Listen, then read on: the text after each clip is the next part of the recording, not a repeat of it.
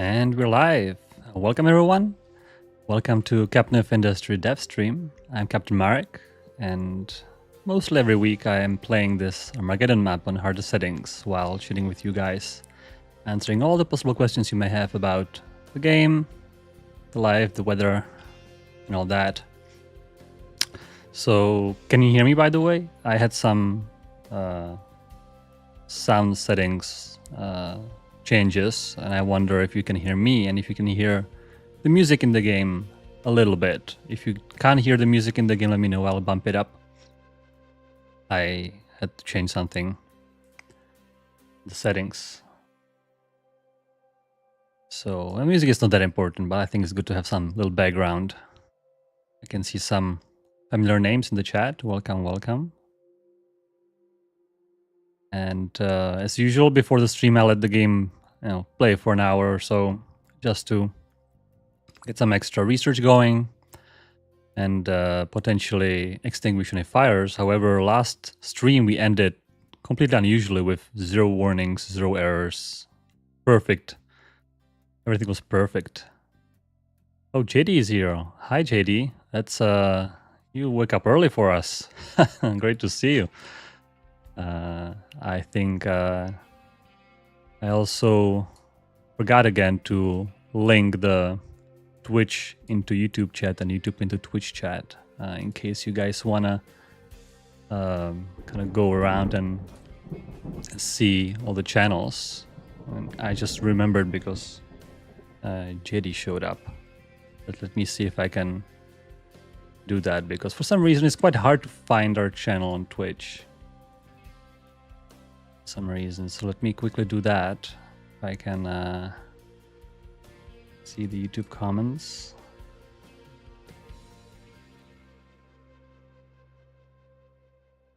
I wonder. I think YouTube has better quality. I'm able to stream higher resolution there. I'm not sure what's up with Twitch. A little kind of late on that with a resolution game. So let me quickly do that. Twitch, right here. We're also not Twitch affiliates, so I think all those rules about not being able to talk about something probably don't apply to us. I don't know. If they ban us, we're gonna be on YouTube only. All right. Let's go back to the game. And yeah, I guess all you guys have questions about update 3, so feel free to post. I'll try to answer as much as I can. Of course, lots of things are undecided. I've seen so many questions about the trains. In case you haven't heard, we're gonna be doing trains in update 3, and lots of questions are great. I think I need to make another post eventually to answer all the good questions, but also a lot of questions we still don't know yet about them. Now, but before the trains question flood in, let me quickly remind ourselves where we are in this game. Last week, or actually 2 weeks ago, couldn't do it last week, we managed to break through, and we are finally at the main island, connected. And the only thing I've started was harvesting trees, because first of all we need to clear the trees for our factory work, and also trees are a little bit, I was low on them, and I was trying to stockpile the construction parts. So for your reference, we have 2 tier 2 storages full of construction parts 3, which should be great. We are still missing some updates, or upgrades rather, of cars, which are scheduled, because we are missing construction parts, or rather vehicle parts too, which are missing glass. And end of the last stream also, glass was researched, so I have prepared this little blueprint of glass, and I think I'm just gonna unpause that. And that should start making glass if I made everything correct. Usually how it goes, you made a blueprint or whatever, and it doesn't work. This is, by the way, I shouldn't say blueprint, I just made it kind of from scratch. Maybe if you go to the website and get some blueprints, be more reliable. part of the game is also fixing all the things you mess up, so I'm looking forward to see all the mess ups in this setup. They should make plenty of glass, by the way. This should be making 48 glass per minute, which should be plenty for our purposes. I'm looking forward to make settlement happier by providing some extra items that are made of glass, like people like to call them glass chairs. It's I think it's household goods, and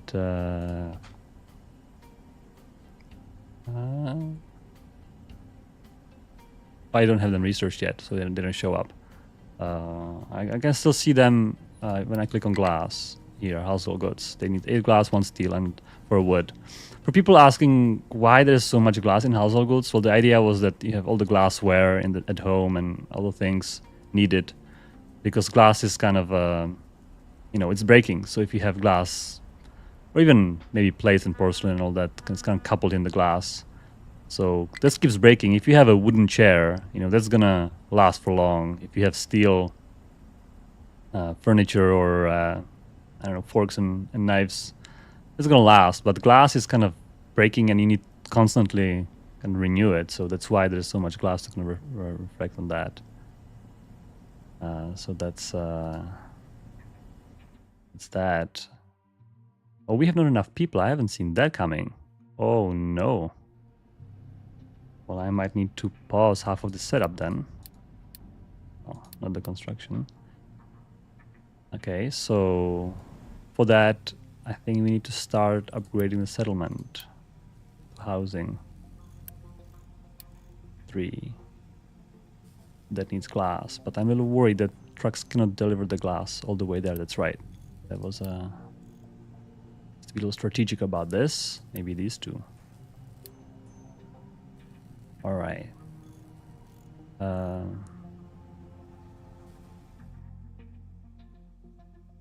Morgan's asking where we are based off.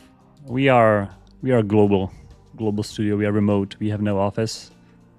I am currently on west coast of US, and Philip is in Europe, and some of our other employees are in Europe, in various places.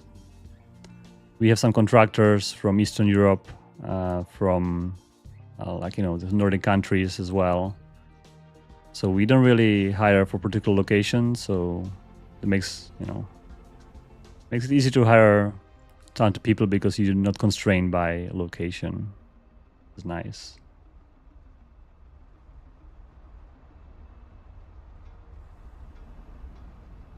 Yeah, rocking chairs with glass nails. That's right. Or maybe if you make the chairs out of glass, that would be a item that would break often, right? Yeah. I can see if we need to rebalance anything in the update 3 and forward. If you guys really think that it's too much glass, doesn't make any sense, then maybe we can see how to rebalance it. The thing is, glass is not that hard to make, I think. I mean, I've made this little setup that's going to make me a 48 glass per minute, and that feels like a lot. So we'll see how that goes. Please finish these. I think the truck's cannot reach. Yep, no people. That's all right. No people. Okay, so I think once this is... Oh, but we need the glass to upgrade it. Oh, no. Okay, so I need people. So I'm gonna pause construction parts assembly. Maybe I can pause paper. It seems like we have so much paper. It'll last for a while. I'll forget this and eventually we'll run out of paper, and research is gonna stop. But that's life. Maybe like a pause for a couple of years would be interesting feature, but that would be a little too niche perhaps. You trucks, please don't worry about these machines.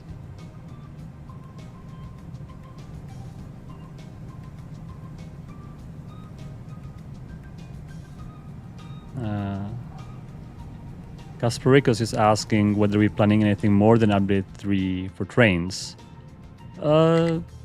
Yes, depends. It depends if we... There are basically two options. Either rush trains and release just trains as soon as possible.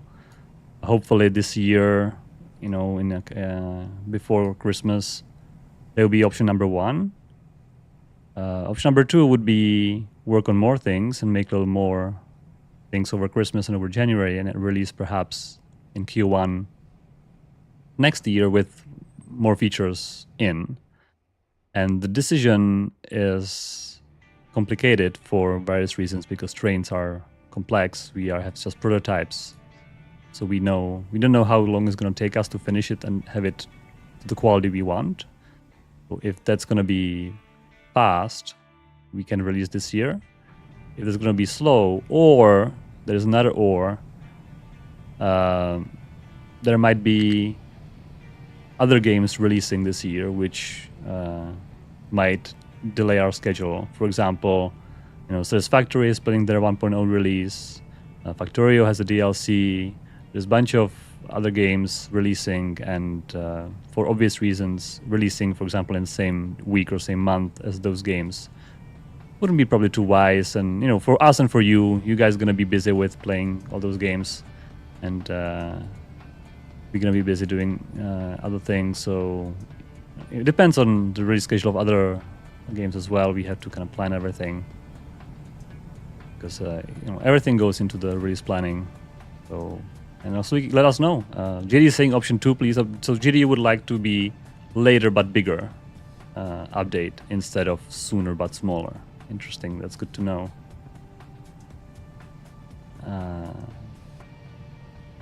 Yeah, JD is also saying that the household goods need a new icon, perhaps with something more of a glass. That's right. Some bottles and glasses and stuff like that. Definitely something to consider. We are actually looking for you know, UI designer and person who would be helping with that. You might see our job posting on our website. We are looking for a UI designer. So because, you know, engineers drawing icons doesn't work too well. You can see from this very example.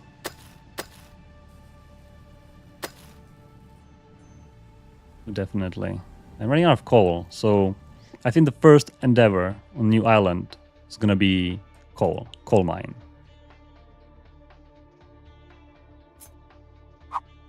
It's gonna be coal mine, and the reason I want to mine out this coal is it's kind of in a way. There's a nice plateau here, nice area, so the goal is to remove this coal, dump it back to make it nice flat area, and then use it for factory building. But I'm not even sure how deep this coal go. We'll see later. And I'm not sure what's the best right now, whether to...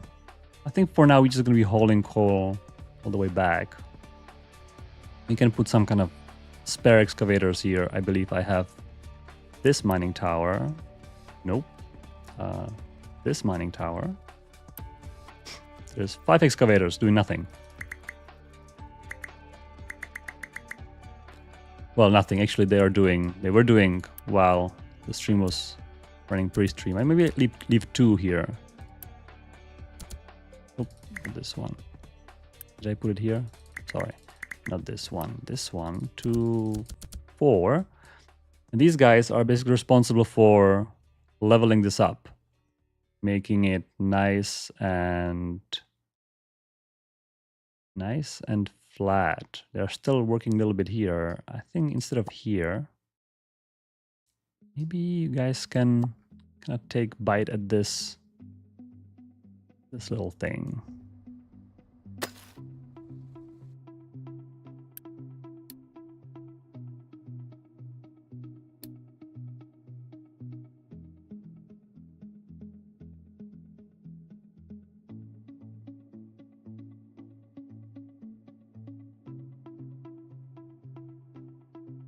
All right, and here we're gonna have 3. And yeah, this is not enough trucks here for sure, but I don't want to drain the whole logistics just for this location. Maybe I can, yeah, I'm not sure, we'll see. Reduce number of trucks here perhaps. Yeah. I'm still importing, by the way, coal for cement.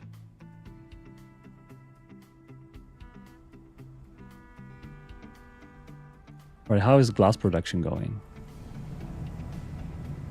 I think it's going. Yeah, everything looks perfect. First try. I used the acid recipe, by the way, but actually enabled both. But if there's acid available, I'm using it because it's saving your raw materials. And I have plenty of acid from sulfur. In fact, I was burning sulfur and kind of wasting it. So extra sulfur is nice. I can use it for acid. Even though acid making is all the way there next to copper, well, trucks will truck it over. That's all right.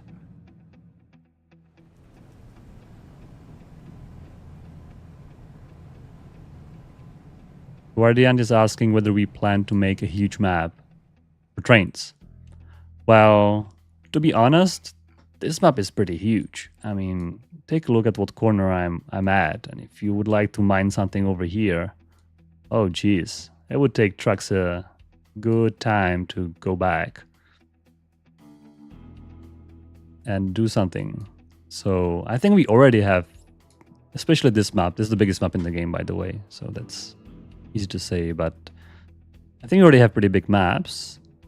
But I think it would be nice to have a new map which is big, not necessarily for trains, but just for returning players who already play this map. They would like to play a new map, to have some kind of refreshment.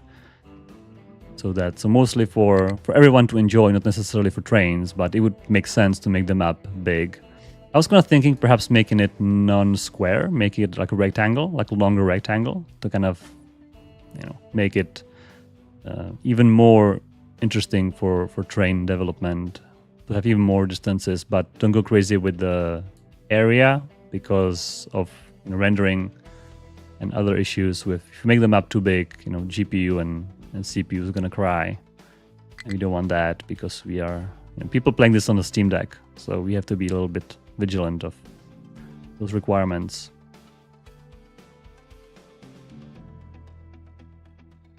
I want to put some dumping zone here. Just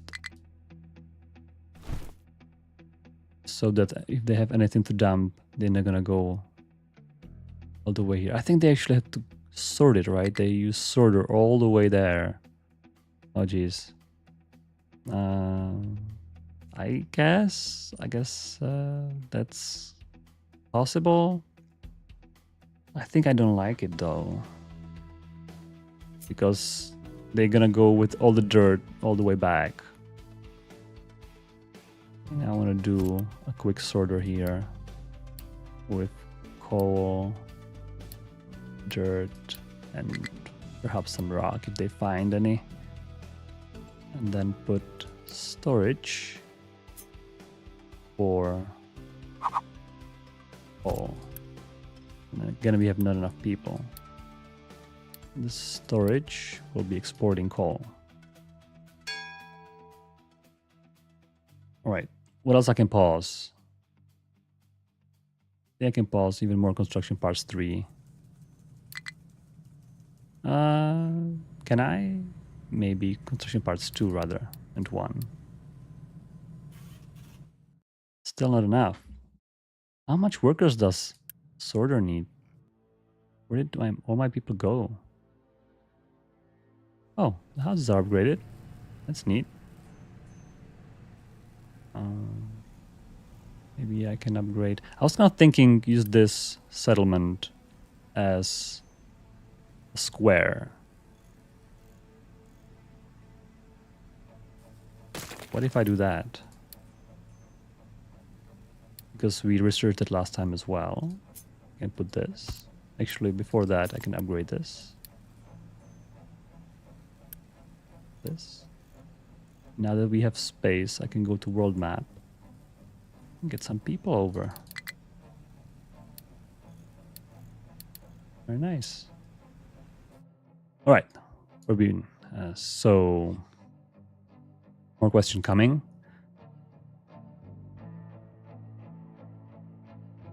In update 3, will it be possible to have Captain's Office and Tupis decoration squares? Anthony's asking.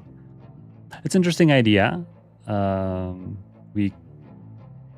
We could make it. I think the issue is that current settlement is a little bit rigid. We have those kind of slots, those kind of predefined slots where you have to put things, and if you don't put them there, it kind of doesn't register with the other settlements. So we would have to make the Captain's Office and the tomb kind of fit into the system, which is probably doesn't fit now. But I should tell you that I think we are kind of hoping to eventually redesign this whole settlement mechanic and make it a little more city builder like, or something more freedom to the building than this settlement that can be separated. But that's not going to come in update 3 for sure. It's going to be future updates. But we are kind of unhappy about the settlement. Historically it was made because of certain reasons, but as the game evolved, those reasons are less and less relevant at this point, and having a little more freedom about building houses and don't need to kind of stick them together like this, I think would make some sense, while still kind of softly enforcing certain community and building houses near each other, but not necessarily touching each other. And at that point, when we have this kind of system, we can make various buildings have various bonuses, like Captain's Office or the tomb. So I think wait for future updates for those kind of features where settlement is a little more modular than this.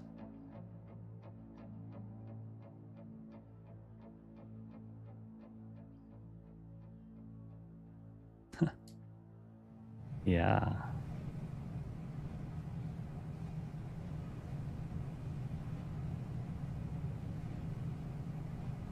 Diddy is saying that this map is 2 max length belts side to side, which is interesting statistic. I actually didn't know that.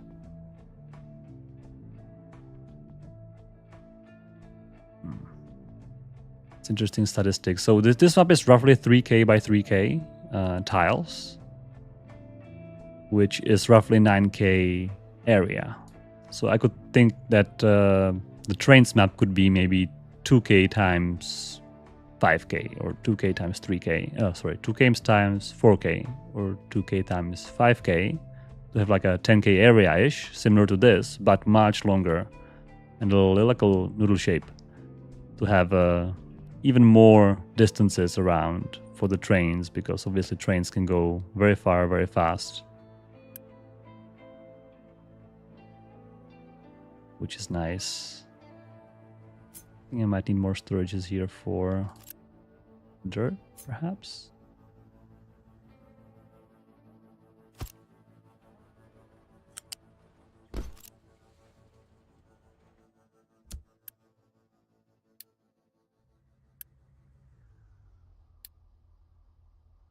That's gonna be dumped.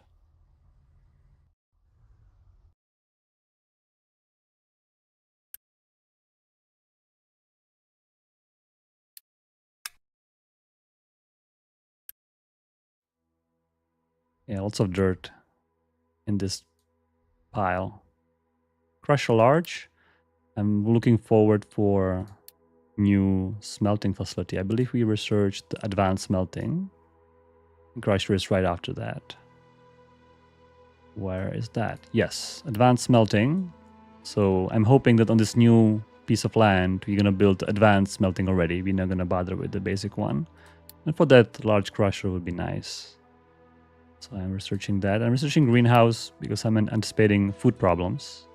However, with this new land, you can always build new farms. So that's nice. Maybe build like a bread facility here so that we can have more types of food, or soybeans for soy would be good.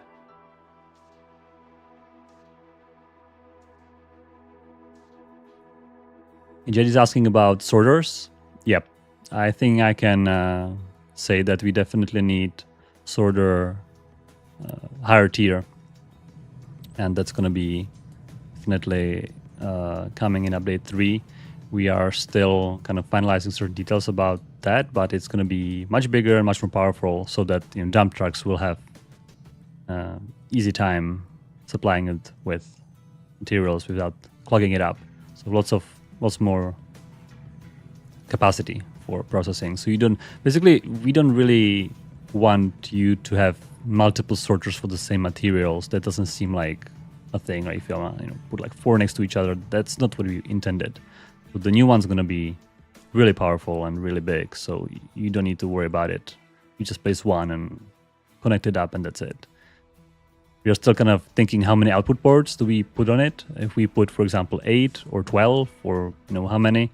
Whether we are kind of forcing you to perhaps sort some belts, or have as many outputs as you want, so you never need to resort anything, because you would like to have the ability to really choose what goes on what ports.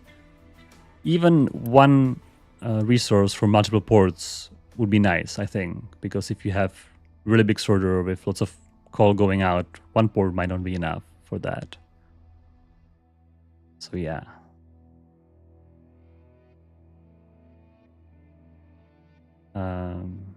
We have some more questions. Let me see.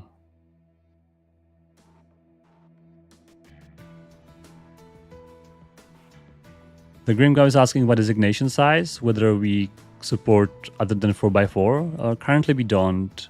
That's how we designed it. We could make a new system that's different. We actually, the very first kind of version of Captain of Industry, which was not even public, used to have just single tile designation. It was just per tile kind of height thing.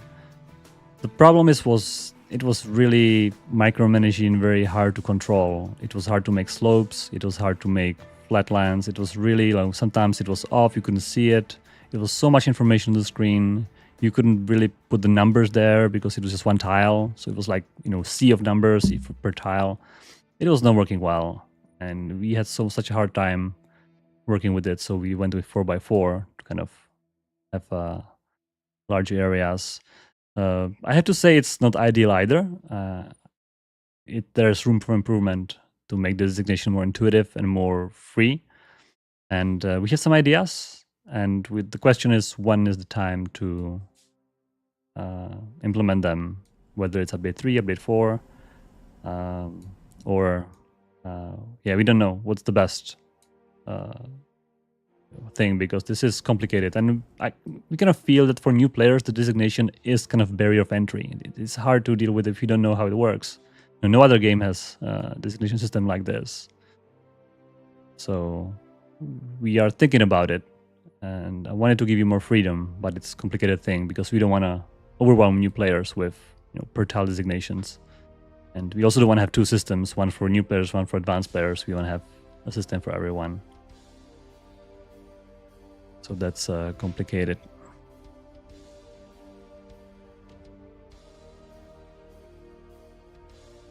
Guardian is asking about trains throughput. Well, to be honest, we haven't measured throughput for trains yet, but it should be significant.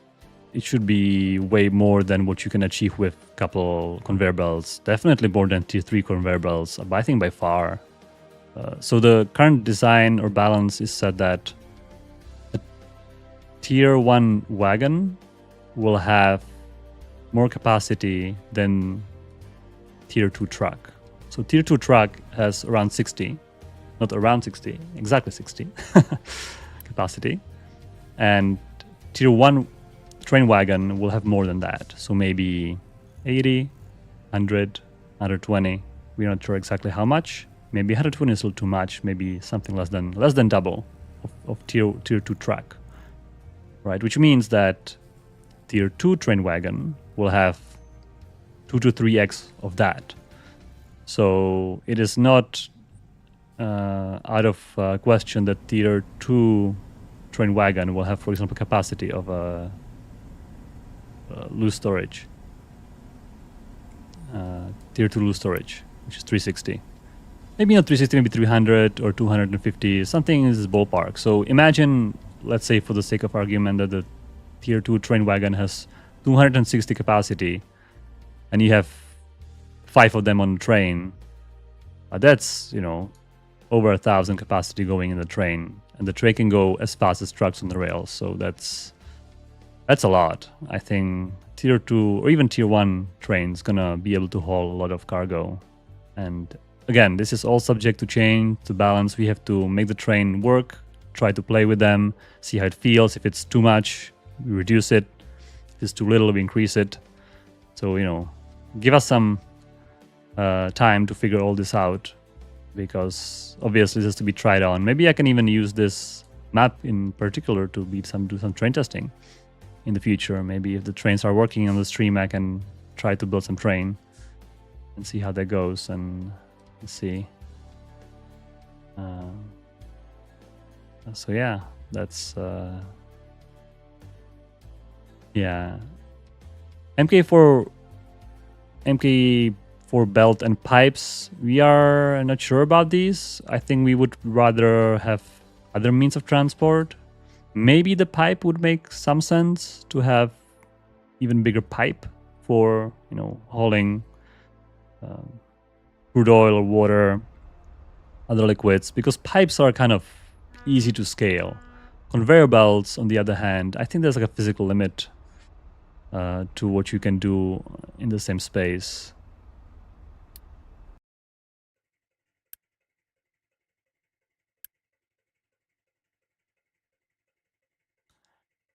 I'm just trying to go through some of these warnings. I think the logistics is now extremely busy because they all had to go to the other island. So after all these trucks are upgraded, I want to build a bunch of more trucks. And to make this faster, I will boost. Or maybe I can just upgrade it and boost. Boost this one, and then boost. Upgrade this one rather. Which should... Now we have source of glass. I no longer need to buy glass for construction parts 3. That's expensive. Oop, glass is not working. I wonder why. Because of sand is not working. So finally we have a sand problem after all those years. I think in this tower we stopped dumping sand. So these guys can help with some sand.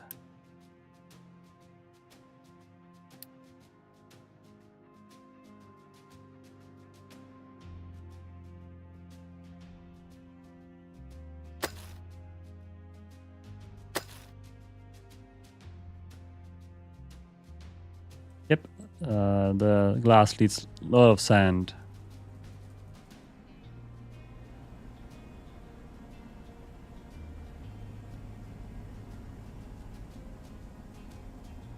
Caliphus is asking whether tier 1 locomotive is going to be different size.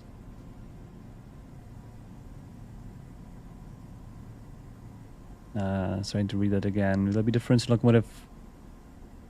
So I think the plan is that tier 2 wagons and locomotives is going to be both twice as big. So currently, as you read in the blog post, the tier 1 wagons and locomotives is going to be 5 tiles long, which is 10 meters.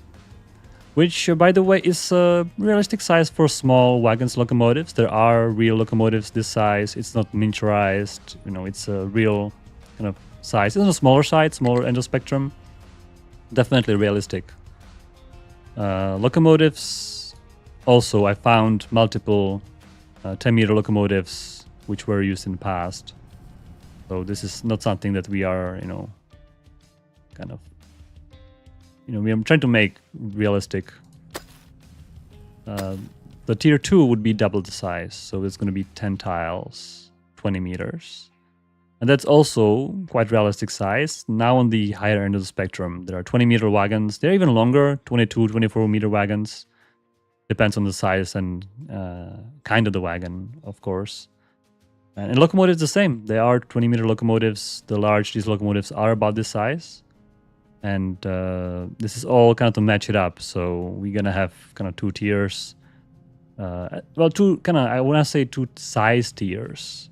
There's still a question about whether within those tiers we're gonna have more options. For example, you can imagine we're gonna have two tier 1 locomotive. One is fast and weak, and second one is slower and but more powerful, or just parameters change so that you can choose, or different kinds of fuels and stuff.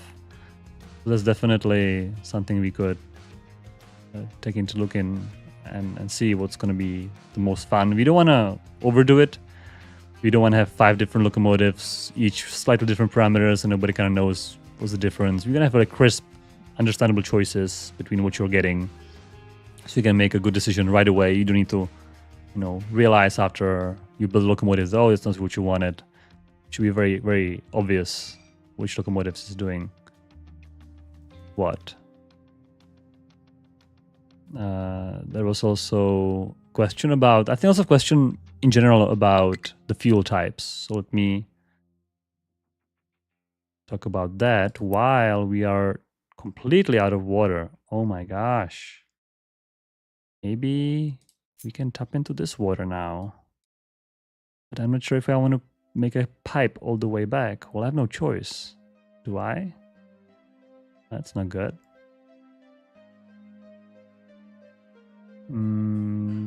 That's unfortunate situation. I was talking, yeah.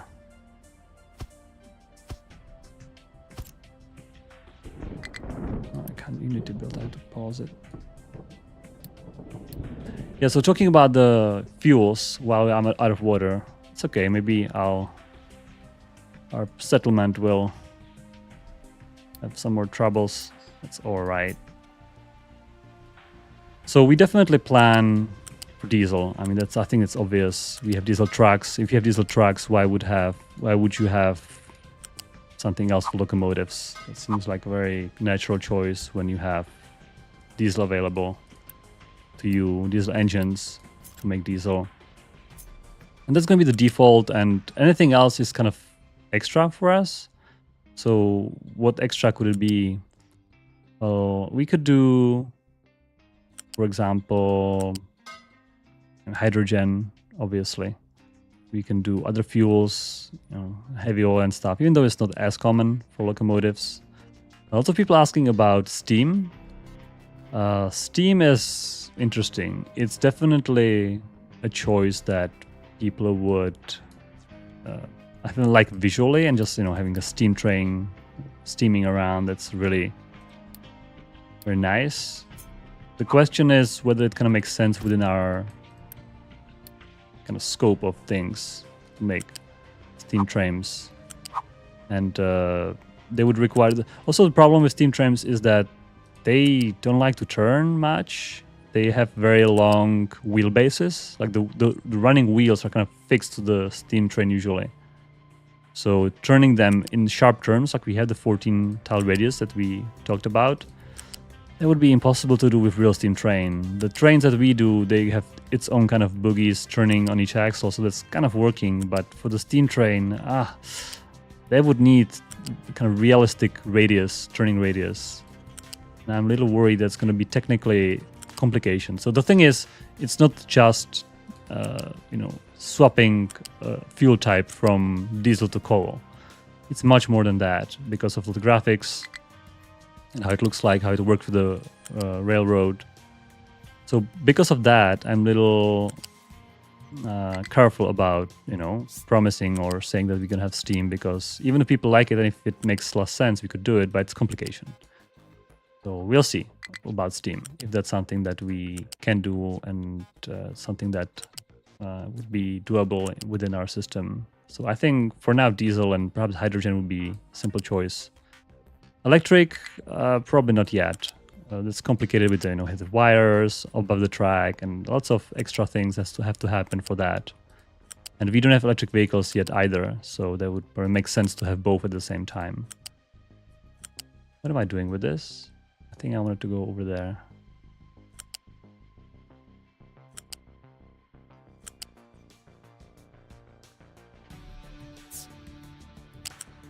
So that would be my thought about the locomotive power source.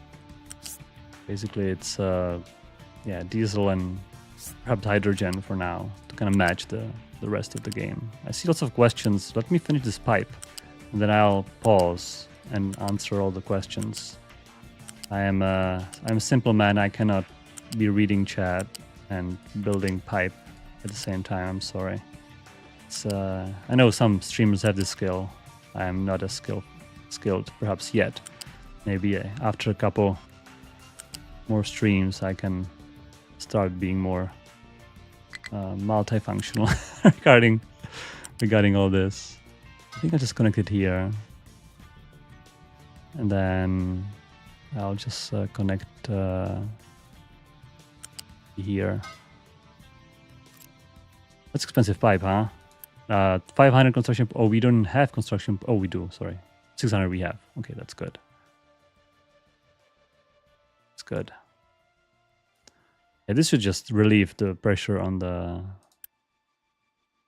water supplies. All right, let me see the questions. I think you need to scroll up. So many questions. Thanks for everyone for showing up and asking all those questions. It's great. All right, where did we end? Oh, okay. Oh, here, I get it.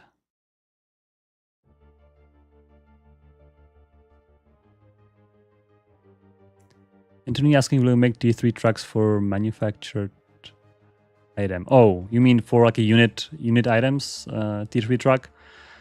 Possible. We have to think about the graphics. The whole truck kind of style doesn't really fit well for flat cargo thing. It's eventually. I wouldn't promise anything immediate, but it would be nice to have tier 3 trucks, or maybe trains will be better at that, and then you don't need to worry about tier 3 trucks hauling unique cargo. Okay, JD has a bulk question. Ropeways, fishing, booze, pirates. Farming animals for bacon, larger tall bridges, MK for pipes. Wow, lots of questions, JD. To give you some answers. Okay, so ropeways, probably not yet. I do personally like ropeway idea. For example, having ropeway from here to there and don't worry about stuff in the middle. But priorities, man. We have other things on our list. So I would say eventually, but not in update 3. That would be my answer to that. Fishing, that'd be nice. We are planning to do a little more work about ships and water. And I think that would come with that update. So whenever we're gonna have time to rework ships and water, we're gonna introduce more stuff for water, more types of ships and all that. So that's gonna come when? I don't know yet. But not too far. I would say maybe within next year. We should have time to do more ships updates. It might come in update 3 if we decided to take a long way around and have more time. For example, if we wait until next year in March or something, we might have time for that. If not, then it's going to be just trains. Booze, pirates, booze. I think booze would probably come together with the new settlement redesign, because that's something we kind of a little bit limited by the way how it's currently done with settlement services. It's a little cumbersome to add new, to not break save files, for example. So we have to redesign that to be more modular before adding more services. Pirates, sure, but later. Farming animals, bacon, maybe later. Larger, taller bridges. I mean, there's rams. Yeah. I think the best would be to have an actual modular bridge, which you can make as long as you want, instead of those kind of fixed bridges. So I would say probably we would hope to find a way to make better bridges than this in the future. If not, we can throw in a bigger, larger bridge or ramp in the meantime for you, because I know people are having huge pipeline or many transports and bridging them is pain, so I understand that. And maybe for pipes, I touched on that. Maybe it's possible. If anything, pipes would be the one that we can consider. Conveyor belts, probably not. Yeah, we have a bunch of errors here. Don't worry about it. It's all fine. Yeah, we have a lot of coal, and I'm not sure how severe is that. We have coal here? A little bit. Maybe I can unassign all of these and just go overboard on coal here. Oh, I see. They are just not keeping up holding the coal. That's the problem. It's way too far. Okay, we'll see how this works. All right, more questions. More questions. Tree planter MK2. Possibly. Are you not? Are you making such a big tree operations that your tree planter is not keeping up? Wow, I haven't been there yet. Maybe if they're safe, I will manage. But thanks for the request. We'll consider that.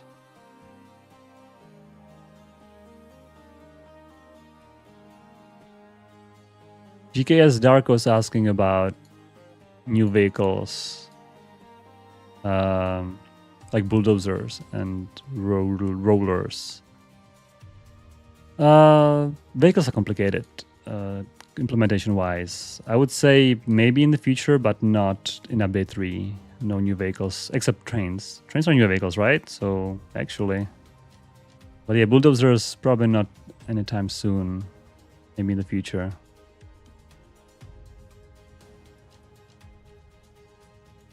Master Smurf asking about pinning windows.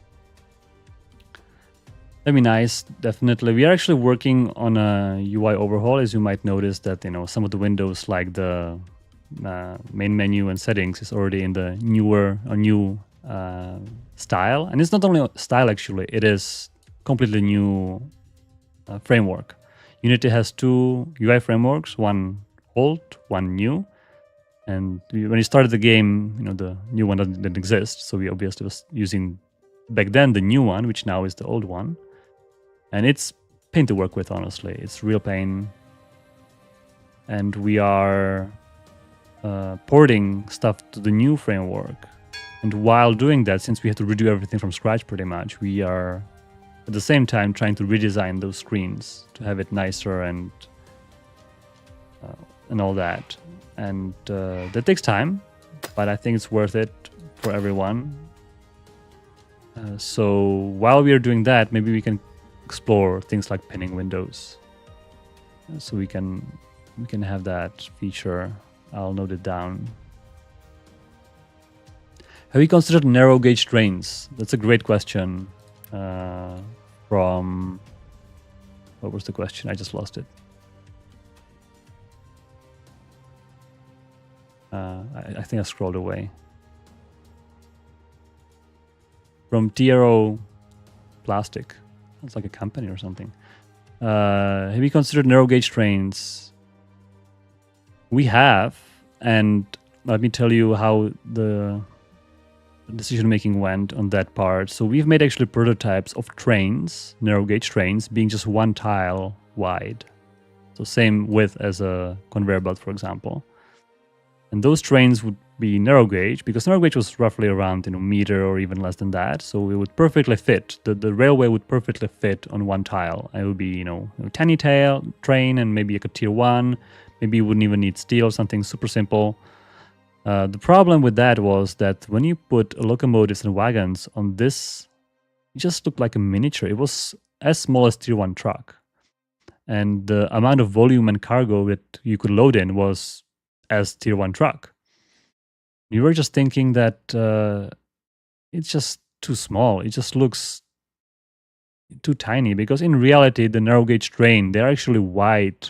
You know, the track is narrow, but the locomotives and wagons are wide. But we couldn't achieve that visually, and it just looked wrong. It didn't feel like a train. It felt like a little toy. next to the trucks, because the tier 2 trucks was bigger than the locomotive and the wagons, so it just felt not right. So we said let's do the real deal right away and make it available as soon as possible, rather than having two.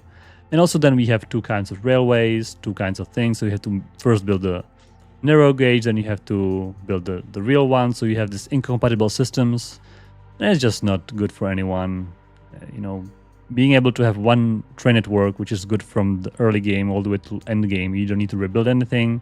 I think that was the biggest plus for us, to not bother with anything else than a standard gauge, if you will.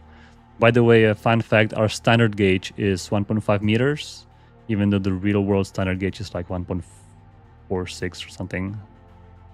Because doesn't matter, honestly. It's not, you can't even tell the difference, and also nicer numbers, easier to work with. And honestly, if somebody was redesigning railroad from scratch, I highly doubt they would use some kind of weird numbers. They would just use whatever is more convenient for them, unless they had some kind of existing backwards compatible thing they need to deal with. But we have nothing. So our people on our island decided, the captain decided, that the standard gauge on this island is 1.5 meters, and that's it.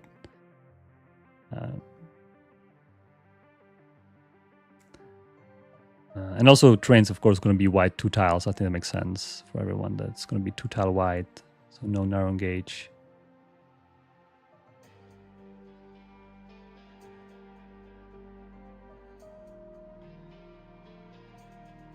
Master Smurf is hoping that the rail's not going to be grid-based, like in Anno. Well, it's going to be grid-based, but we're going to allow for, smoother turns. As in the blog post, Master Smurf, if you look at the blog post, there was a picture of a curve with a train. So the minimum radius is going to be 14 tiles. So 14 tiles would be, if unit storage is 5 tiles, 1, 2, this is 15, 3, 1, 2. So maybe like this. So if you build rail in a U shape around this, that would be the minimum turning radius, right? So it would make sense to. So it's not going to be like Anno where you can turn right on the tile. That's something that we didn't want. Then in blog post I was talking about this, that Captain of Industry is kind of leaning into reality quite a bit, and we didn't want to have like a toy train that just turn 90 degrees on the spot. So definitely it would not feel like that, hopefully. And even 14 tiles, honestly, is quite sharp. We had lots of discussions about whether to even allow that sharp turn, and it's convenient, it's nice, but maybe we can have a realistic trains option in the game difficulty, and you can choose whether you want those extreme turns or not. I think that would be the best for everyone, because some people don't like it, but some people, they can care less about this. So we want to cater to as much wider audience as possible by having it configurable. Hey, it's a single player game. Who cares? You can play it as you want, right? I mean, that's our kind of thing. If you like it, make it more sharp. Yeah, why not? If it looks okay, that's fine, even though it's not realistic necessarily. Same with the slopes, right? 8% grade is unheard of for railway, but we're gonna allow it. Actually, it's 12%, not 8%. That's so many questions. I'm not even keeping up. How many people we have online today? I'm curious. Concurrent viewers around 40-ish on YouTube. There's also some Twitch questions. I can see the Twitch chat. We have a bunch of people on Twitch. Let me look at the Twitch chat for a while. Yeah, there's sometimes comments. There's not too many questions. Eliath, the Faye was commenting there. Feel free to ask questions on Twitch chat. I can see that. I have both chats visible to me, but YouTube seems to be overloading with questions. Every time I scroll down, the scroll bar gets smaller.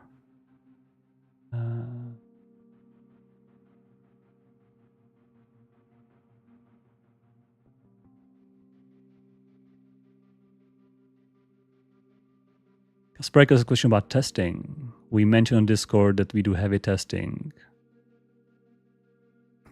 Yes, and I think that's an interesting question. It's quite unusual for game devs to do testing. Usually, or historically, game dev was kind of like, let's do it and we'll figure out the bugs whenever they happen. Which is, I mean, the advantage is that you don't spend time writing tests. You do just do it. You know, if you change things, you don't need to change tests. You just go forward, and once time for release, you spend time fixing bugs. But the downside is that every time you do a change, you're potentially introducing bugs that you're not aware, and eventually you can spend more time debugging than actually, doing the work, because sometimes the bugs are hard to find and you spend a lot of time on it. And if you had test, maybe the test would cut it. The advantage of test is once you test something, it will never break ever. The disadvantage is when you change something, you have to change the test accordingly and write the test in the first place. The reason we do it is because we come from computer science and come from software engineering. Our background is not in video games, so we come from hardcore computer science, and there we just write tests because sometimes it's the only way. If you want to have something working, it's not like you're gonna try out all the combinations every time you make any changes. It's more normal to test your software in non-game environment, and we just carried over those practices into gaming, and that's why we do it. And I think it makes sense in my eyes. I think we've caused so many bugs, so many issues by having tests, and sometimes the issues were like, wow, we would never be able to debug this in real world, because in test you can kind of probe the game, probe the internal variables, and test exact values. Sometimes you wouldn't be able to even see by your eyes, right? If truck went to storage, and every time it delivered one less quantity, you would notice. You would probably, I don't know, what would it take for you to notice that there's one quantity disappearing every time truck delivers? And we had issues like that because the truck delivers not everything at once, but by stages, and we had an issue off by one error that the last step, last one quantity was not delivered. I mean, but in test, so simple. Just send the truck to deliver and test that the quantity was delivered in whole, and that's it. It's a 5-minute work. And from now on, this will never be an issue, ever, right? So yeah, but lots of studios don't do this. Lots of studios just do this like, hey, let's make a kind of QA cycle and test it everything by hand. And the other huge benefit of this, by the way, is we can very quickly iterate on patches. I'm not sure if you noticed, but after every release, we release patches every day. And the reason we can do that is because every time I'm about to release a patch, I just run all the tests. And when they pass, I'm fairly confident that the patch is not a disaster. Right? There's no huge regressions. Of course, there could be something which is not tested, and there's always possibility for issues, and that happened. But there's a huge confidence boost when you run and all 4,000 tests pass, so the game is not totally broken. So that's also why we can very quickly iterate on bug fixes and stuff. Other games, for example, have those multiple week release windows because they have to make a build, they have to send it to QA, and the QA has to manually test everything they tested last time because anything could be broken, right? You don't know. So we are trying to avoid those QA costs and velocity that would hurt us. And sometimes we have a critical bug and we can fix it in a matter of hours because we have a bug, we fix the bug, we make sure tests pass, and it's all good. So of course it's not error-proof. For example, UI and rendering, that we don't have automated tests for that. So if we have rendering issues, that would be something that could slip through. However, on the other hand, rendering issues are usually not they're not gonna damage your save. Like if for example, if suddenly your farms, we had issue, for example, the crops were not rendering on the farms. Well, it took us a while to notice there was a regression, but it didn't damage saves. It was something we could fix, and everything will be working just fine. So rendering issues are not as severe, but if you have like a bug that causes the game state to, like the game to crash or something, that's definitely more important. So that's why we are not forced by anyone to do testing. We are kind of we opted in, and I think so far it was quite fruitful. but it takes a certain way. Like lots of people would not have the will or the patience to write tests. And sometimes even us, it takes like, oh, now I need to write some tests. Sometimes we skip them, we write them later or not, or just put to do, like, hey, it should be tested, but not yet. No, it's not as all beautiful as I might describe, but having over 4,000 tests, I think is pretty solid, and every day we have more and more. So I'm always celebrating the powers of 2. So recently we celebrated 4,096 tests. Next time when be over 8K, there'll be a big, yeah, it's gonna take a while, probably another couple of years. Yeah, thanks for the question. Let me see so many more questions. Do we have plans to have submarine piping and bells tunneling? I guess you would like to lie pipes on the floor or on the ocean. Interesting. I would say we don't have plans, but it's an interesting, cool feature. I wonder what would it take to make it happen. Perhaps when we have ships that can be building stuff around in the ocean, maybe you can have a ship that lie down a pipeline. In real world, actually, there's big ships that's have a bunch of pipeline pieces on deck, and they are welded together and then released back to water continuously. It's kind of cool. Bells tunneling. It's complicated. We would like it, but I guess it's lower on our priority list. Eventually, it would be nice to have some kind of way of cover belts. Even pipes underground now is kind of pain to do, even though you can do it. So we don't have plans, but maybe in the future, if all the major features are taken care of, we would do it. I hope you can understand that things like trains and features like these big features are much higher priority than all those kind of niche things that we could do, but it would take our time from those big features. So the prioritizing is the hardest part.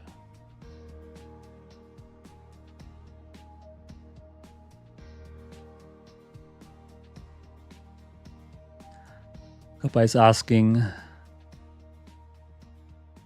he's saying that 100-year-old steam locomotives are about 8 meters long and still running trains. Possible? I guess steam locomotive, the advantage is that it can burn cheap stuff. Maybe the fuel costs are cheaper if you don't have access to diesel or electricity. That might be cheaper. I can see that steam is still viable somehow.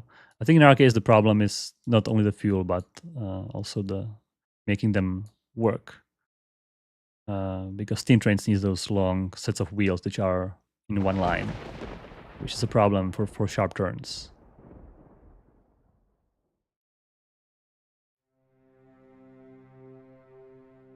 Enough maintenance 1. Very nice. What's going on with maintenance then?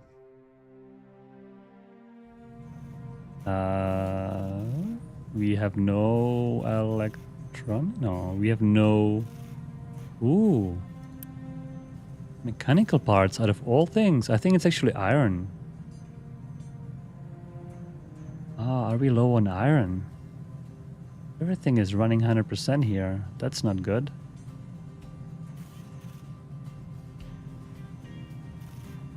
I'm not sure. I guess all our construction parts sucked up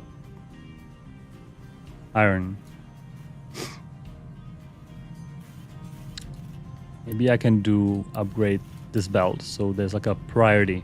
There's more stuff coming this way, so that there's more stuff being made. Oh well, we'll see how that goes. Let me keep answering questions and see how far we can get before running out of maintenance completely.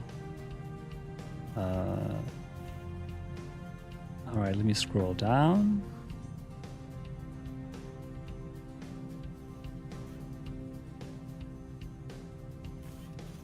Yeah, we used to have pipes underwater, but that was a bug. There was a missing check in the pipe thing because you're not supposed to build pipe underwater.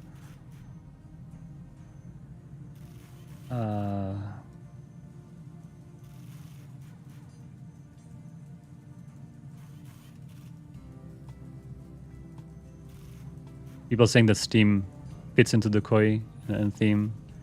All right, if you guys all love the steam trains, then we can see what we can do.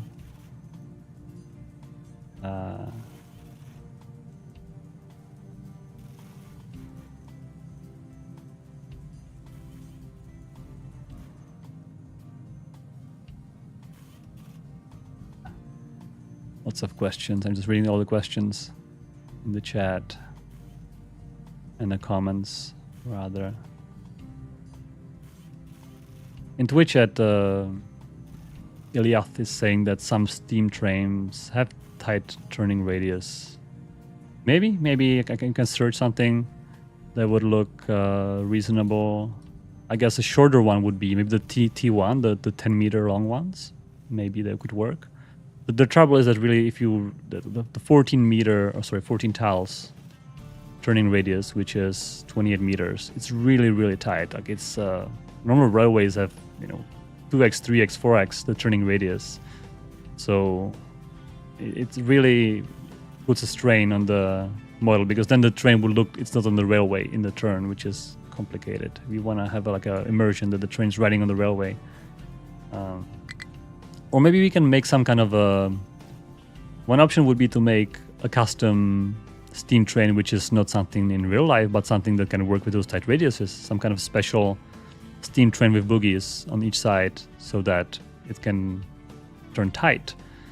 It's going to be, captains, engineers on an island designed a special steam train just for this purpose, for this special occasion. That's also a valid thing, and that could probably happen when because I guess in real world there was no need for such a tight turning radiuses, so steam trains were counting with it. But if engineers were tasked to make a sharp turning steam train, they could definitely happen. It's always about the constraints of the engineering. You can engineer for turning radius, engineering for power, engineer for reliability. It's always a trade-off, right? So maybe you guys all want the steam trains. Maybe we can just stay our 3 hours, just, hey, make a steam train that can turn on 14 tile radius and go. See what happens.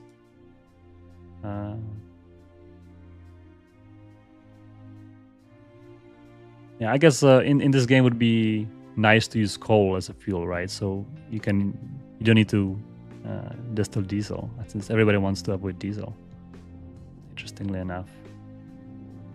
Or you guys want to just see the big chugging train with all the steam around.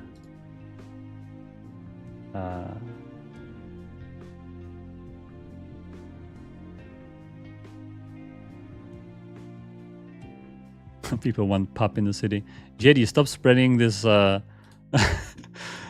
Whatever you say, people start wanting suddenly. People now want, everyone in the chat wants booze in the settlement. And if you build too many booze, people will, I don't know, stop working, or the truck will start driving left and right. Yeah.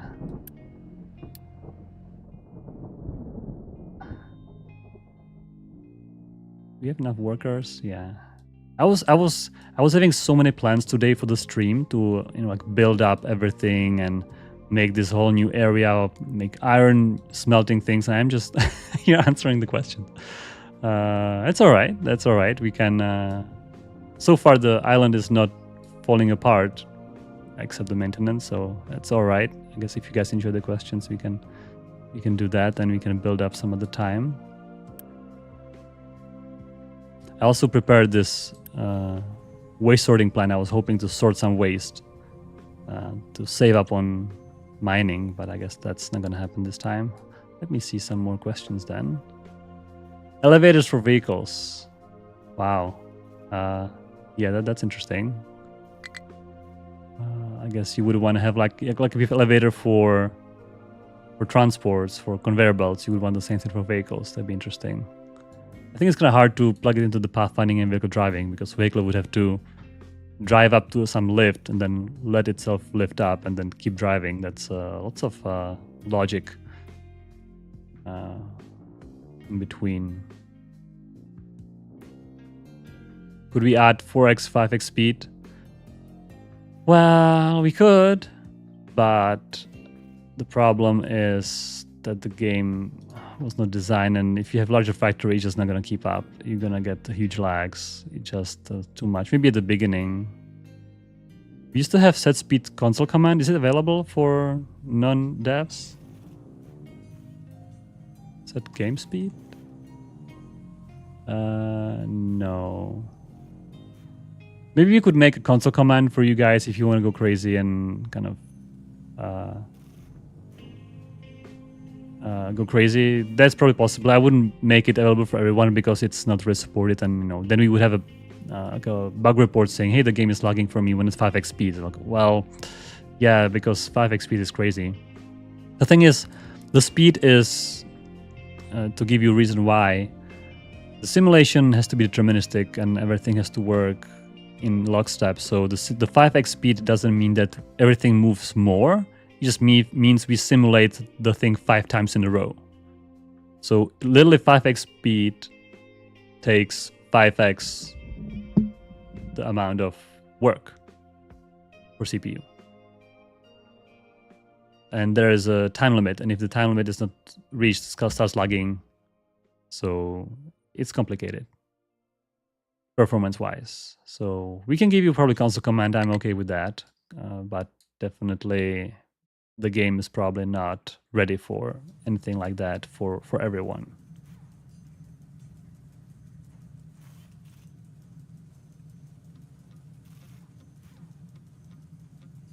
I see JD was adding more context for the tree planters. He has 5 tree planters and it's not enough.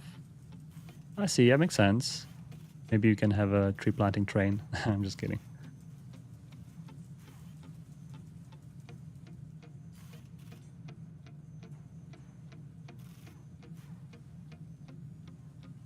Yeah, Elias was also asking about the tree. Oh, sorry, or about the game speed on Twitch. Yeah, we could, but the thing is, you have to remember that if you put on 5x speed or 10x speed, the game's probably gonna just scroll to halt at the point. So that's a problem there.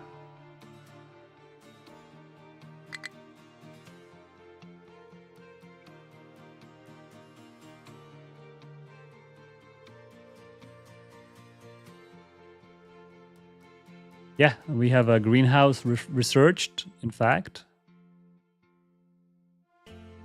And that's allowing us to do greenhouses. Greenhouses are nice because they have higher yield, but they also use a little bit more water to compensate. We have some distilling. So last couple of streams, I was so worried about the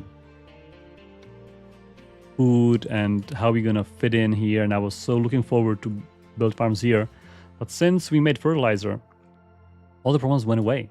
We have so much food. Full corn, full potato. I guess veggies we could grow a little more, but yeah, so much food. I was researching, I was queuing the greenhouses, kind of hoping, oh yes, we're gonna make greenhouse everything real quick. It just all kind of went away. It's such an interesting kind of thing that suddenly everything kind of sorted itself out, even though I was not planning to. So the fertilizer, guys, if you're struggling with food, do fertilizer. We are doing it with the excess ammonia from our oil processing, and I can even see we have excess. Can't even use it. I set all the farms to be 100% fertilized. I could even do more because we have excess fertilizer. That's nice.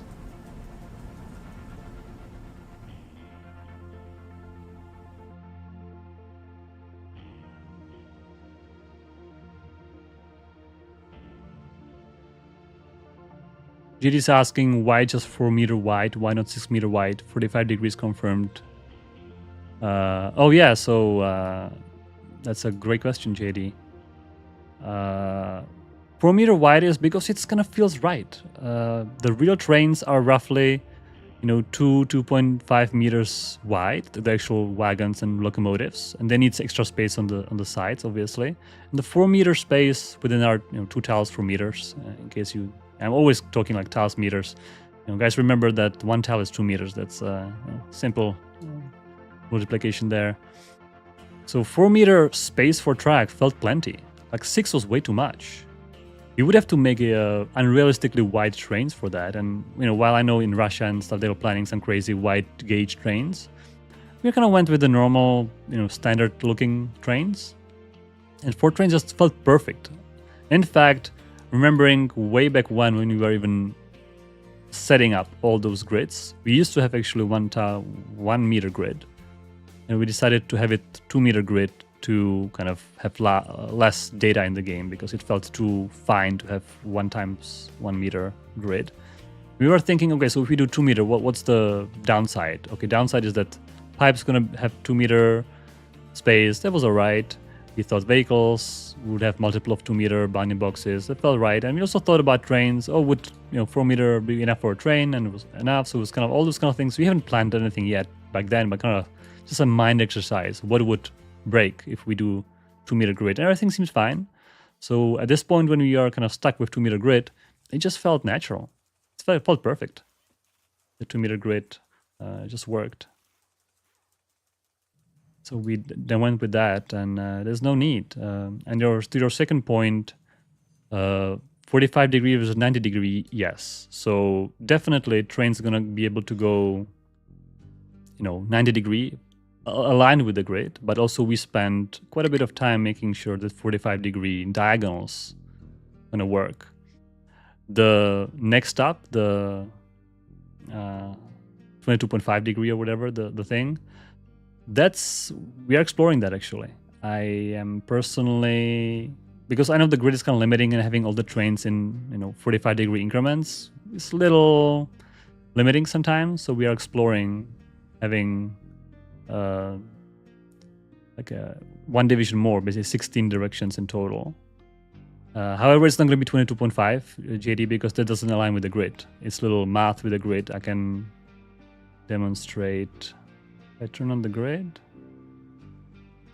Yeah. So basically when you have 90 degrees is just straight like that. 45 degrees is basically diagonal. And what we are considering is basically, can you zoom in? Basically 2 by 1, right? Or 1 by 2. Which is not exactly half of the angle, but it's like 27 degrees or something like that. To have basically 1 by 2, because all the rails have to have the endpoints aligned on the grid, because that's how our game works. So that would be the next possible. So we are experimenting. It adds lots of problems and issues and makes the circles wobbly and everything. But definitely stay tuned for next updates. We might be doing that.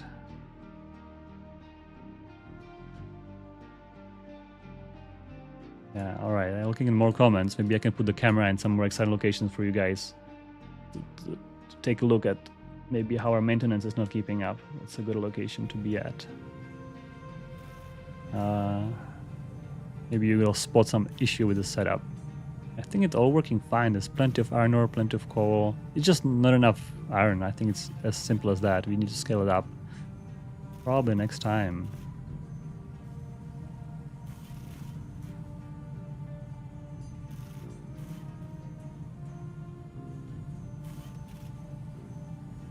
Every time I scroll down, there's more stuff.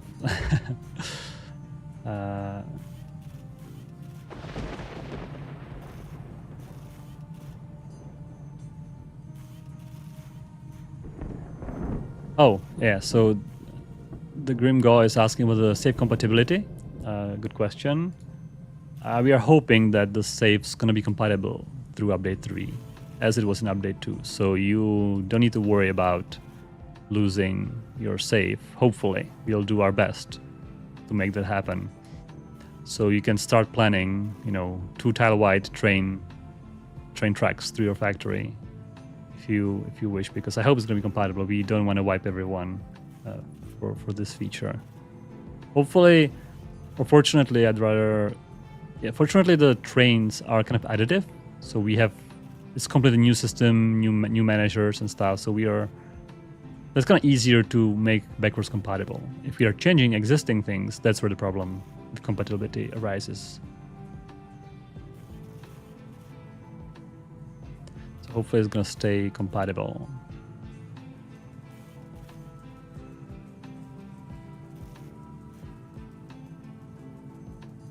Oh, they were asking, somebody was suggesting to make, Daryl was suggesting to make mechanical parts from steel.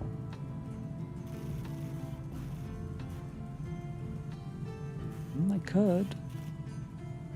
Well, to be honest, I'm not that good with steel either. I think, or maybe actually the vehicle parts are kind of saturated already. Did I finish all my trucks? Ooh, that's amazing.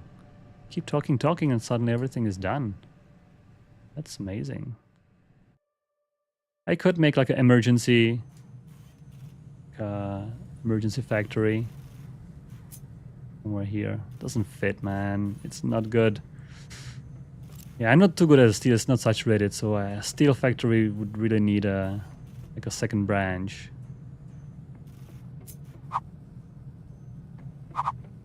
Not gonna fit. Yeah, not good. I think I'll keep the iron problems for next time, where we're gonna build it properly somewhere here. I like this location, or maybe this location, between the iron and coal. That'd be great. Yeah, there's plenty of iron and coal there, so maybe here would be perfect space for steel processing and iron processing, which is really scalable, and I no longer need to be squeezing up in this space. For now, I could maybe squeeze one more furnace here if I needed to. I'm not sure if I want to. I'm just going to be answering questions for now and pretend this problem doesn't happen. So many alerts. It's alright. It's alright. Mine tower. Ooh, limestone is done. I can fix that. Yeah, I can do this. Alright. Let's keep looking at the... Oh, iron is not keeping up. Let me see what else you get to say.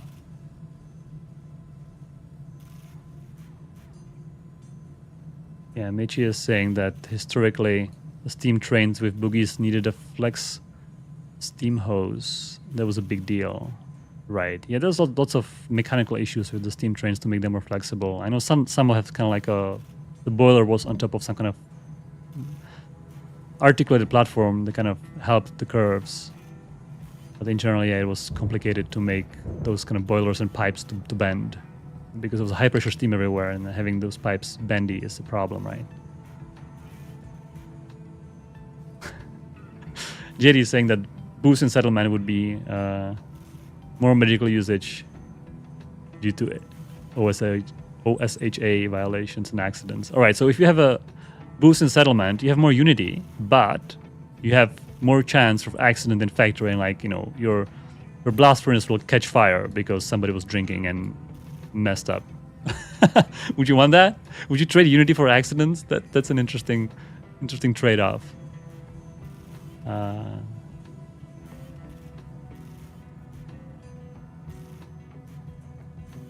Yeah.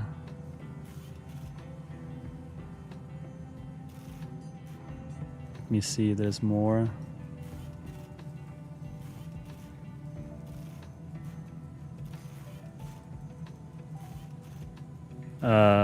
Copa is talking about the 5x speed. So the thing is, the speed is actually CPU problems. The entire simulation runs on CPU, so it's not about rendering. You render at as many frames as your GPU allows, but simulation is actually on separate thread, running 10 times a second, and in between is interpolated. So our game is actually designed this way, so it has a separate simulation and rendering loops. So if you run 5x speed, the simulation has to finish 5 loops within this time frame, and if it doesn't, the rendering will halt and wait for the simulation, and your game will basically turn into 10 FPS slideshow at that point. So the problem is CPU actually. So if you want to run super fast game, you would need either better CPU, or we need to make more optimizations for the simulation. But again, our priority is features now. I think the game is running fairly fine. If you want to run faster, run as fast as you can in your machine. We can give you the console command. I think that's fine.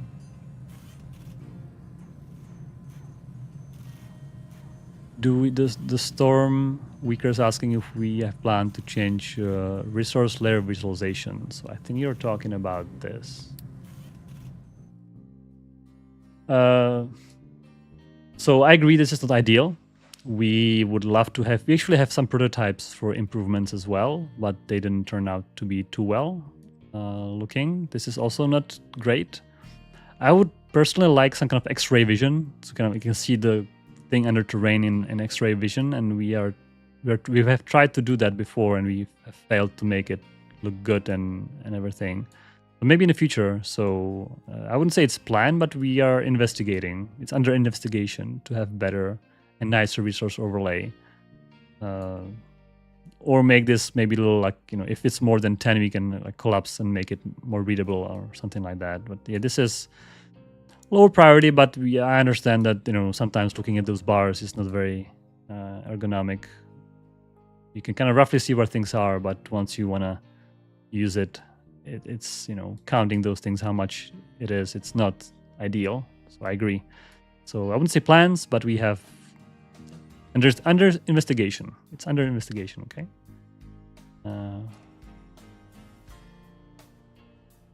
Those guys are idle. They're just not keeping up with the logistics things. All right. What else you have to say?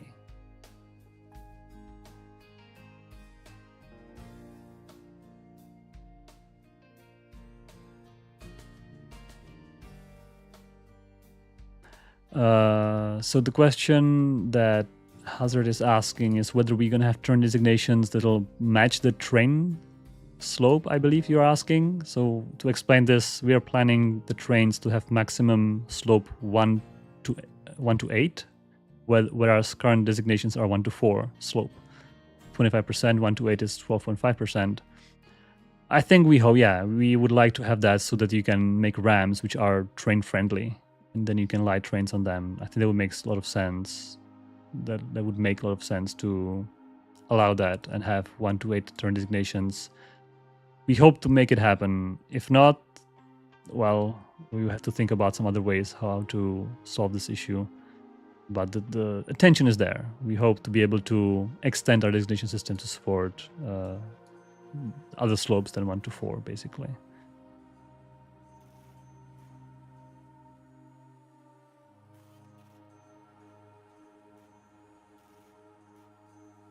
JD is saying the factory did some blog post about train tracks redesign. Yeah, I've seen that blog post, and I think they're doing an awesome job. Especially I like they're gonna have the bridges, right? So it's no longer a 2D flat planar graph. It's gonna be, I guess, a two-layer planar graph.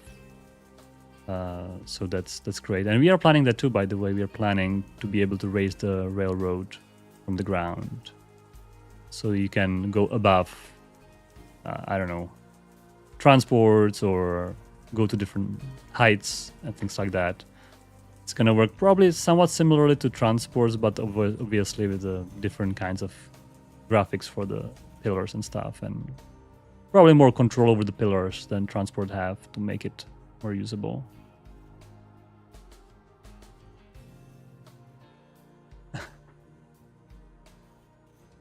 And JD is saying that I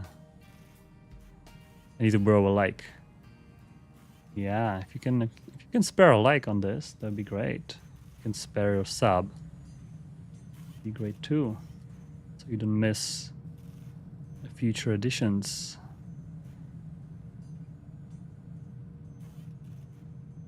Right, what else do we have here? Okay, JD was saying that he has to run his own stream. Thanks for stopping by, JD. Appreciate it. And now we'll see you some other time. Thanks for the questions.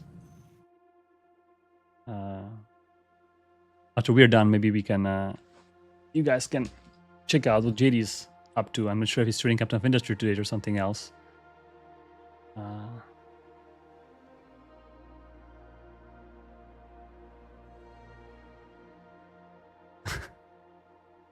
Michi is suggesting that I'm supposed to take loan on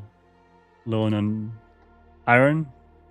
to get rid of this problem. I think it's kind of stopping being a problem as things get saturated. I think, yeah, as the construction parts get saturated, it's all because now the iron is not being used anymore. So it's always, when I start building, the iron is not keeping up. And when I stop building, it slowly saturates and it's all right. I think we're good because I'm not doing anything, I'm just answering questions. So we haven't exaggerated the problem even further. But for next time, for sure, I think iron is next up. The first next stream is going to be new iron on the new island to make sure that we can continue grow.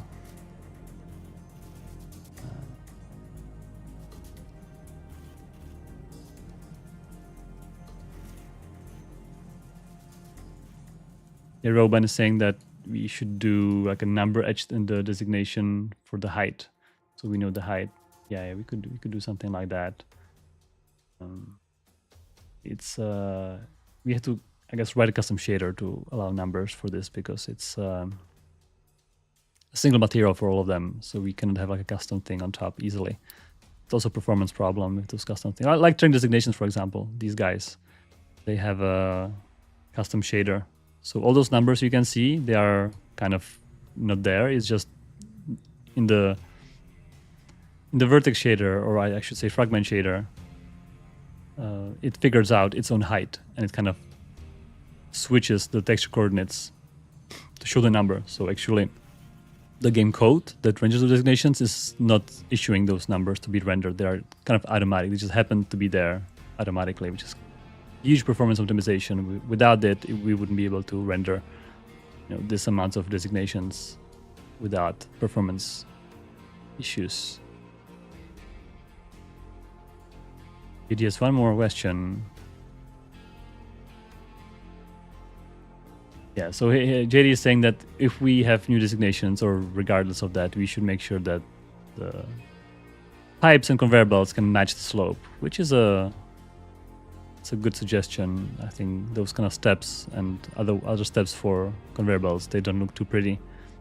We'll see what we can do about this. The system for transport is fairly complicated, so we have to see if we can match it. But I agree that this doesn't look too great for the slopes, especially if the slope is even less steep. It'll be even more weird, perhaps. So it's on our radar. We know about this issue, and hopefully we can able to solve it. These guys made a nice highway here. I like that. All right, that's all questions from YouTube. We caught up finally. And now we have more questions on Twitch. Hi Twitch, I see you.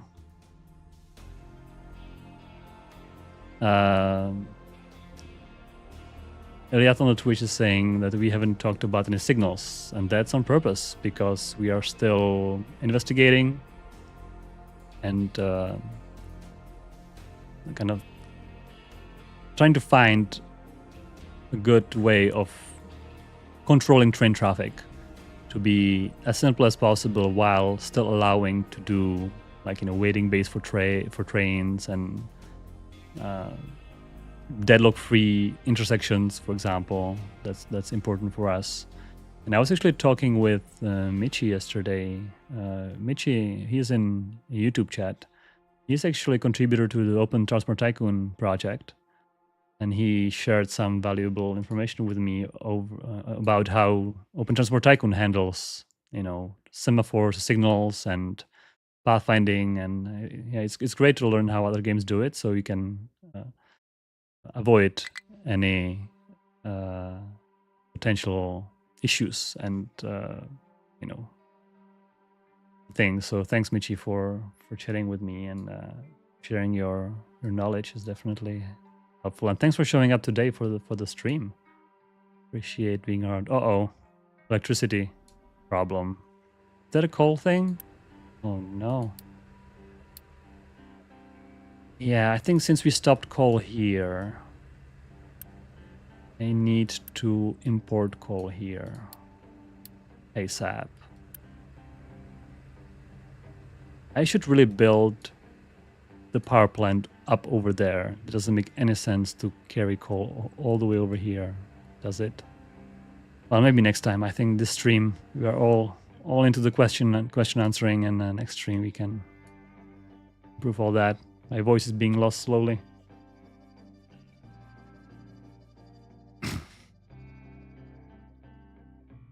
Yeah, if you are a big train enthusiast, I'm sure you know about all those types of signals. You know, there's chain signals and path signals, and I think Open Transport Tycoon has basically all of them. I think they were. I'm not sure which game kind of started this advanced signaling thing, but as far as I'm concerned, they've been for me as a they kind of those experimentations with different kind of signals. They have chain entry signal, chain exit signals, and then they even have path signals, and that's all kind of things you can do different kinds of setups. I believe even Open Transport Tycoon is. I think you can do like logic with the trains. You can do like OR gates and AND gates, and this probably makes it train complete, right? So you can make you can implement Captain of Industry in Open Transport Tycoon if you have big enough map and big enough CPU to simulate all the trains, which is quite something. I'm not sure if trains in Captain of Industry will be train complete. Probably not. I mean, at least we don't have intention of making CPUs with trains in Captain of Industry, maybe with some other things. We just need to make sure that if you want to build something, you can build it and your train's not going to deadlock. So that's the most important thing. Oh, yeah, so Twitch it is now. I'm booming. Let me read some questions.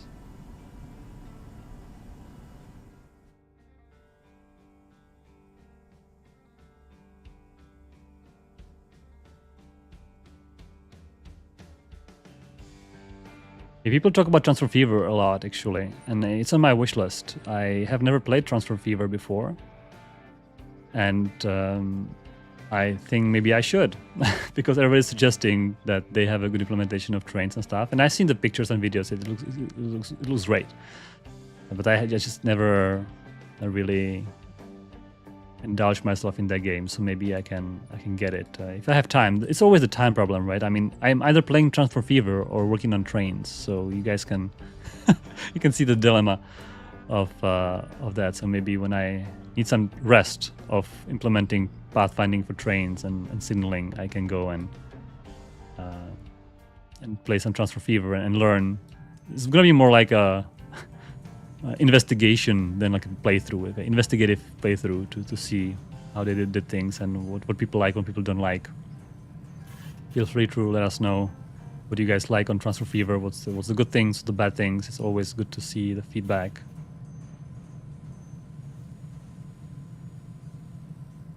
So Mitch is saying that the pre-signals, chase signals started with TTD patch and OpenTDD copied it. Interesting. So would TTD patch be the origin of basically advanced train control? It's interesting. It's cool to learn. Yeah, Factorio has a pretty good chain signal system, I think. I just think I'm not sure if I should go into this. Maybe some other time. I have some issues with chain signals in general because they have. Okay, so I'll say one thing. So the chain signals are great. They work. You can make deadlock-free things. It's fairly intuitive if you know how it works. What's going on here?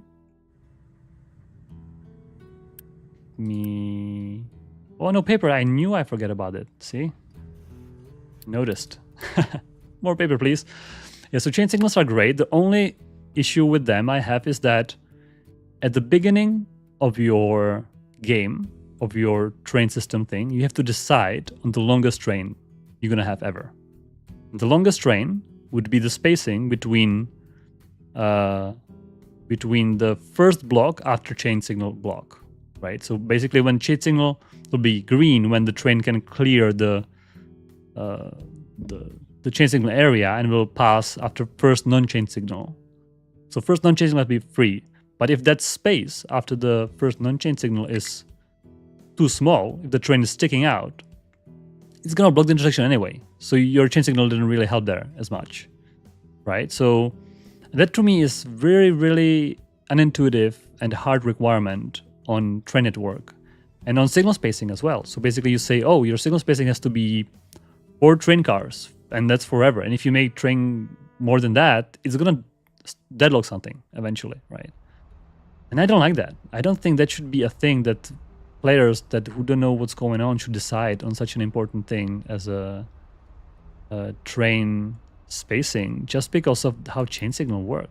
I just don't think it's a good feature to have. And you can see some train tutorials will say this and make sure that people are warned about, but lots of train tutorials don't even say this, and people don't realize that if they make a too long train, they're gonna deadlock it anyway, regardless of chain signals or not, right? So that's my problem with train signals. I mean, chain signals in general, and even path signals have they're a little better because they will make sure that you don't clear the. I believe depends how you implement them, but if you implement them well, the train should clear the segment until the next signal, and it should be better. Maybe Michi can correct me if I'm wrong. If you have a path signal and then a normal block signal after that, and the block signal is green, but right after the block signal is another signal which is red, will the train go there or not? I mean, I think it might actually, and it will block the intersection anyway. So yeah, that's my basically problem with those kinds of signals, that they're gonna impose very strict train length requirement in your network.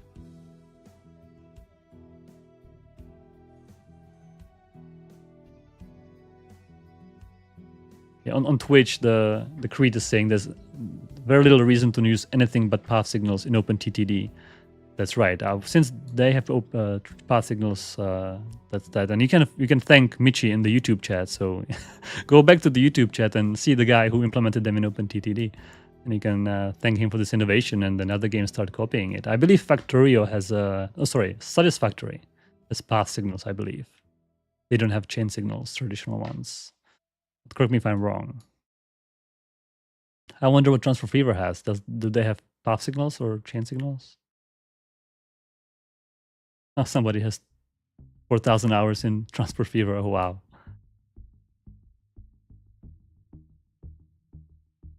Also, Transfer Fever uses path signals. Somebody just said that in Twitch chat.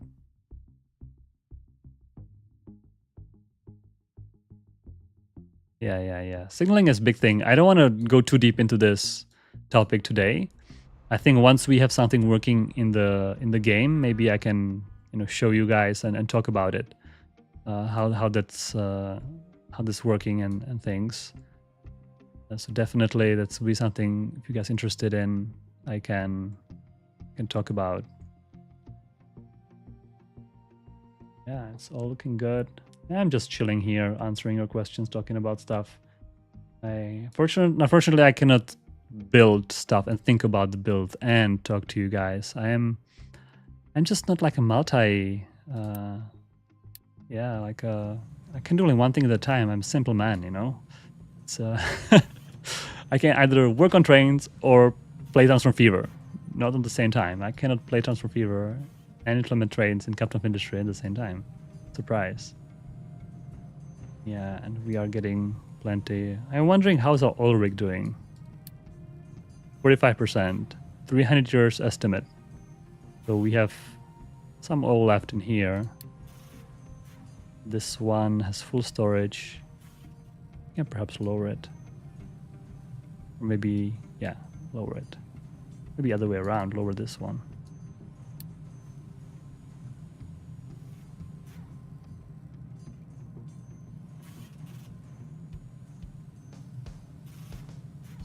Somebody says that path signals don't work for them because they need to think in terms of blocks.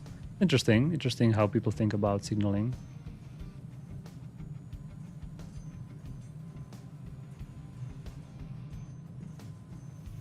Well, somebody's saying that in Transfer Fever they basically did it the same way OpenTTD does it because they love the game so much.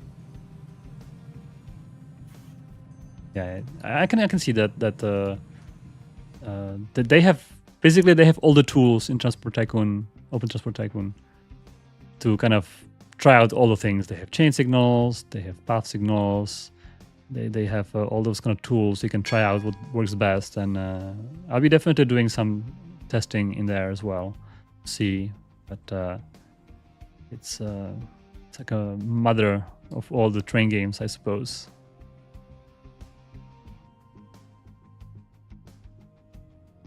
Yeah, some games don't have signals, right? For example, City Skylines, I believe they have trains without signals. The only issue there is that the trains can get deadlocked, which is not fun. So I think, no signal is okay, but you have to be able to resolve things like deadlocks in your network. And if you can't, then that's no-go. So for Captain of Industry, the requirement is not to have certain kinds of signals or not. I think the requirement is to be able to make train network which is deadlock-free, or at least under some circumstances, specific circumstances, which... And as a bonus, you should be able to make like waiting bays for if you have two ways, one is full, one is empty, one is blocked, one is not. You should be able to pick the free way out, to not wait if you don't need to, and things like that. Yeah.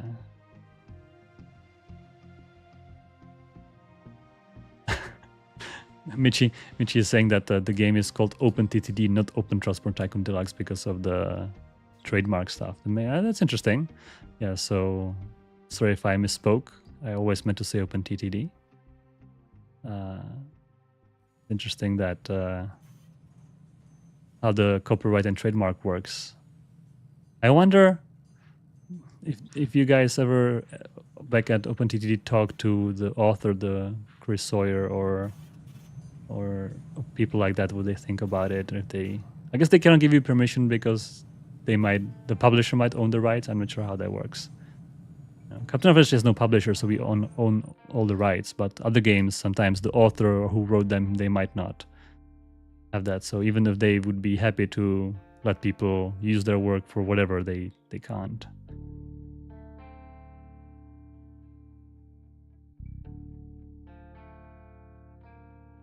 Yeah.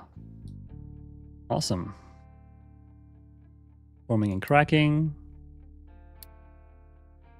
Where was that?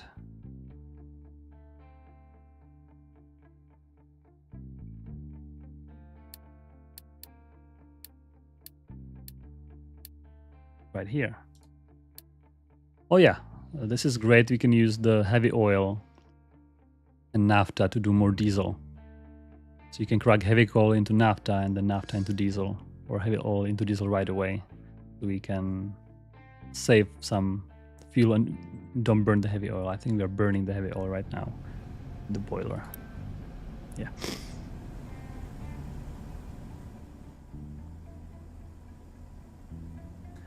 Oh, Mitch is saying that Chris Sawyer is not impressed by OpenTTD because Transport Tycoon is already perfect. Fair enough. Fair enough. I can see that point of view. If somebody is kind of remaking your... Because he put obviously lots of love and effort into that game. And seeing other people kind of taking it and building on top of it might not be the greatest feeling.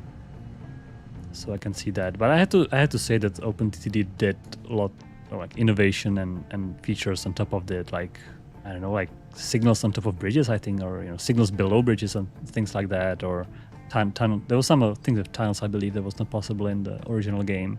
And of course all those signal types. So that's amazing. I think that's I think there was some innovation and things wouldn't be possible. What is possible now in the game? So I see it as a interesting kind of a step forward in a way, and make the game survive, right? I think the original game would be hard to play on current hardware, whereas OpenTTD makes it playable. That's nice.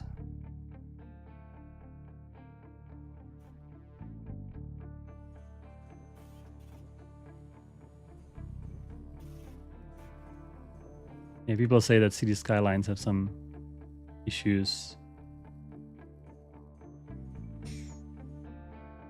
with trains. Yeah, I haven't played City Skylines too much, honestly. Maybe in the far past. But I don't remember any recent playthroughs that I've done.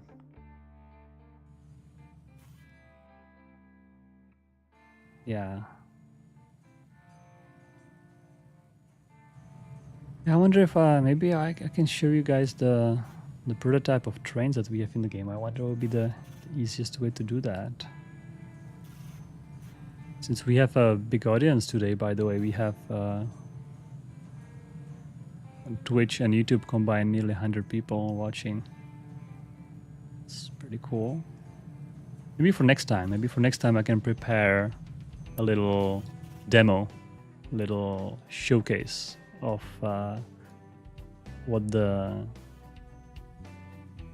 we can do for trains for now. It's all kind of prototype, of course, not textured and all that, so it would be, I can prepare for next time and we can see if see what you guys have to say about that.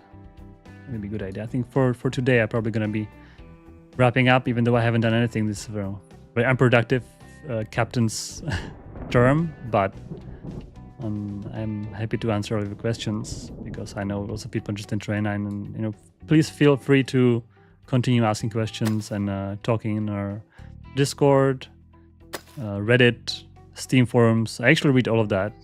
I've read, I believe on Steam forums we have over 100 comments under the post, and I read all of it until this morning. So I have no capacity to answer everything because it's just too many things. But please make sure, be assured that I read everything and we read everything. And Zach is sending me all the Reddit posts with questions, so please keep it coming.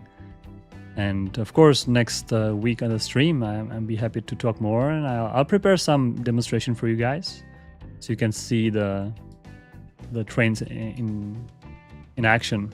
At least the prototype we have for now. So no signals, nothing. It's just a train going on the railroad, perhaps, if that's working reasonably well. And you can have more questions regarding that. Yeah.